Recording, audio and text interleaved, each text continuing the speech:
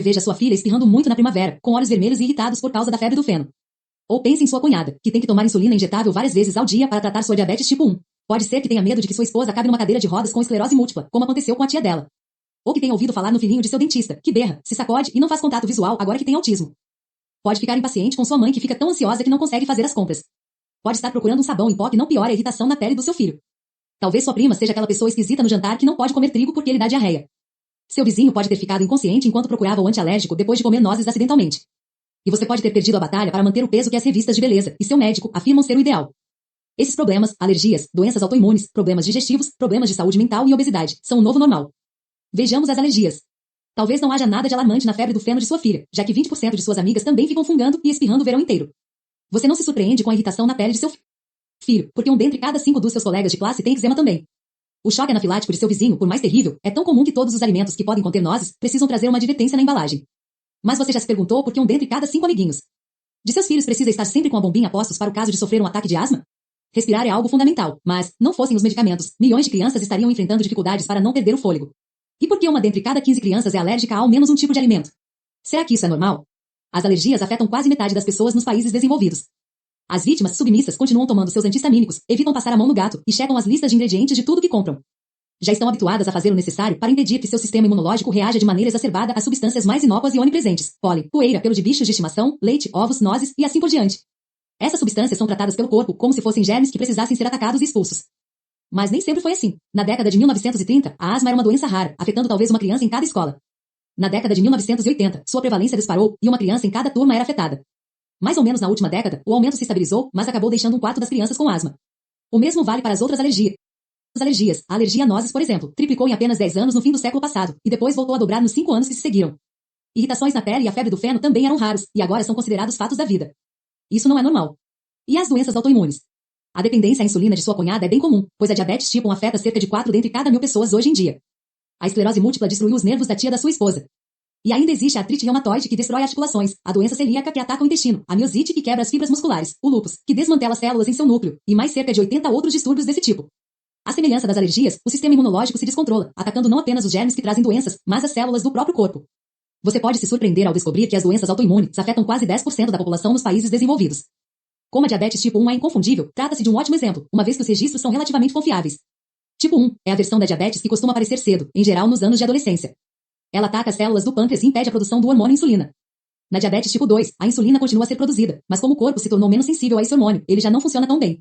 Sem insulina, o corpo não consegue converter e armazenar a glicose presente no sangue, dos simples açúcares nos doces e sobremesas aos carboidratos das massas e do pão. Ela se acumula e logo se torna tóxica, fazendo com que o infeliz adolescente sinta uma sede tremenda e a necessidade constante de urinar. O paciente enfraquece e, semanas ou meses depois, a morte se segue, com frequência por insuficiência renal, a não ser que passe a receber injeções de insulina. Uma doença muito grave, não é? Felizmente, em comparação com a maioria das doenças, a diabetes é de fácil diagnóstico e sempre foi.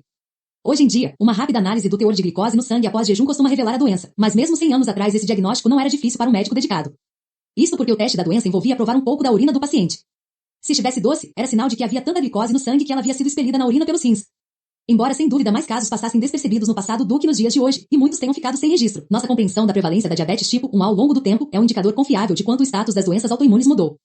Cerca de 1 em cada 250 pessoas no Ocidente tem que desempenhar a função do próprio pâncreas, calculando quanta insulina precisa injetar para armazenar a glicose que consumiu.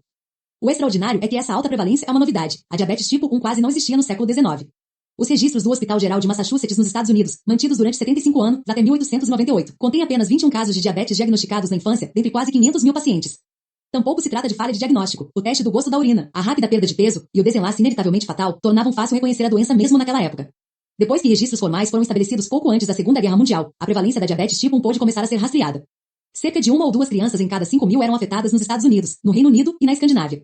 A própria guerra nada alterou, mas não muito tempo depois algo mudou e os casos começaram a aumentar. Em 1973, a diabetes era 6 ou 7 vezes mais comum do que havia sido nos anos 1930. Na década de 1980, o número se estabilizou e atingiu a prevalência de hoje, cerca de 1 em cada 250 pessoas. O aumento dos casos de diabetes é acompanhado pelo aumento de outros distúrbios autoimunes. A esclerose múltipla destruiu o sistema nervoso de 2 vezes mais pessoas na virada do milênio do que 2 décadas antes. A doença celíaca, em que a ingestão de trigo induz o corpo a atacar as células do intestino, é 30 ou 40 vezes mais comum agora do que na década de 1950. O lúpus, a doença inflamatória intestinal, e a artrite reumatoide também vem crescendo. Isso não é normal. E quanto à nossa batalha coletiva contra o excesso de peso? É muito provável que eu esteja certa em supor que você luta contra a balança, já que metade da população no mundo ocidental está acima do peso ou obesa. É espantoso pensar que hoje, ter um peso saudável o coloca entre uma minoria. Ser gordo se tornou tão típico que existem até programas de televisão fazendo da perda de peso um jogo. Em termos estatísticos, o sobrepeso é a realidade para a maioria das pessoas. Mas não era assim antigamente. Olhando as fotografias em preto e branco de homens e mulheres magrelas dos anos 1930 ou 1940 curtindo o calor de short e traje de banho, essas pessoas saudáveis até parecem desnutridas, com as costelas proeminentes e a barriga lisinha. Porém, não era o caso. Elas simplesmente não tinham que carregar nossa bagagem moderna. No início do século XX, o peso humano era tão uniforme que poucos pensavam em manter registros. No entanto, em decorrência do aumento súbito do peso na década de 1950, no epicentro da epidemia da obesidade, os Estados Unidos, o governo começou a coletar dados. Na primeira pesquisa nacional, feita no início da década de 1960, 13% dos adultos já eram obesos. Ou seja, seu índice de massa corporal, peso em quilogramas dividido pela altura em metros quadrados, estava acima de 30. Outros 30% estavam com excesso de peso, IMC entre 25 e 30. Em 1999, a proporção de adultos americanos obesos mais do que dobrara, passando para 30%, e muitos adultos que antes eram saudáveis haviam ganhado alguns quilos, mantendo a categoria daqueles com excesso de peso em rechonchudos 34%. Trata-se de um total de 64% de pessoas com excesso de peso ou obesas. O Reino Unido seguiu o mesmo padrão com uma pequena defasagem. Em 1966, apenas 1,5% da população adulta era obesa, e 11% estavam com excesso de peso. Em 1999, 24% eram obesos e 43% estavam com excesso de peso, o que dá 67% de pessoas mais pesadas do que deveriam. A obesidade não envolve somente excesso de peso. Trata-se de uma condição que pode levar a diabetes tipo 2, a doença cardíaca e até a certos tipos de câncer, distúrbios incrivelmente comuns. Você não precisa que eu lhe diga que isso não é normal. Problemas no estômago também estão aumentando. Sua prima pode estar constrangida por tentar uma dieta livre de glúten, mas é possível que ela não seja a única mesa que sofre de síndrome do intestino irritável, que afeta até 15% da população. O nome sugere um nível pequeno de desconforto e esconde o terrível impacto desse distúrbio na qualidade de vida de suas vítimas. A proximidade de um sanitário se torna prioridade para a maioria delas, deixando em segundo lugar atividades mais significativas. Por outro lado, para o resto dos pacientes, a presença de um sanitário é quase dispensável, tornando inútil qualquer ocupação que não a tentativa de alívio do cólon. Doenças intestinais inflamatórias como a doença de Crohn e a colite ulcerativa também estão em alta, deixando os casos mais graves com o intestino tão danificado que precisa ser substituído por uma bolsa de colostomia fora do corpo. Isso definitivamente não é normal. E por fim, chegamos às questões de saúde mental. O filho autista do seu dentista tem mais companhia do que nunca, já que uma em cada 68 crianças, mais um em cada 42 meninos, se encontram em alguma posição no espectro autista. No início da década de 1940, o autismo era tão raro que nem sequer tinha nome. Mesmo na época em que começaram os registros, em 2000, não chegava a atingir metade do número de pessoas que atinge atualmente. É verdade que ao menos alguns desses casos extras se devem a maior consciência sobre o autismo, e talvez alguns casos de diagnóstico exagerado, mas a maioria dos especialistas concorda que o aumento da prevalência do autismo é genuíno, algo mudou. Transtorno de déficit de atenção, síndrome de Tourette e transtorno obsessivo-compulsivo também estão aumentando, junto com distúrbios de depressão e ansiedade. Esse aumento no sofrimento mental não é normal. Só que esses distúrbios são agora tão normais que você pode nem saber que se trata de doenças novas, raramente enfrentadas por nossos bisavos e seus antepassados. Mesmo os médicos não costumam conhecer a história dos distúrbios que tratam, já que sua formação médica se baseou no contexto das experiências dos médicos atuais. Assim como o aumento dos casos de apendicite, uma mudança esquecida pelos médicos de hoje. O mais importante para quem está na linha de frente da saúde são os pacientes sob sua responsabilidade e os tratamentos disponíveis. Entender a prevalência da doença não é responsabilidade deles, de modo que essas mudanças não lhes parecem de grande importância.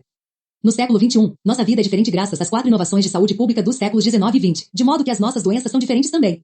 Mas as doenças de hoje não são simplesmente outra camada de má saúde que estava oculta sob a prevalência das doenças infecciosas, mas um conjunto alternativo de distúrbios, criado pelo modo como levamos a vida agora.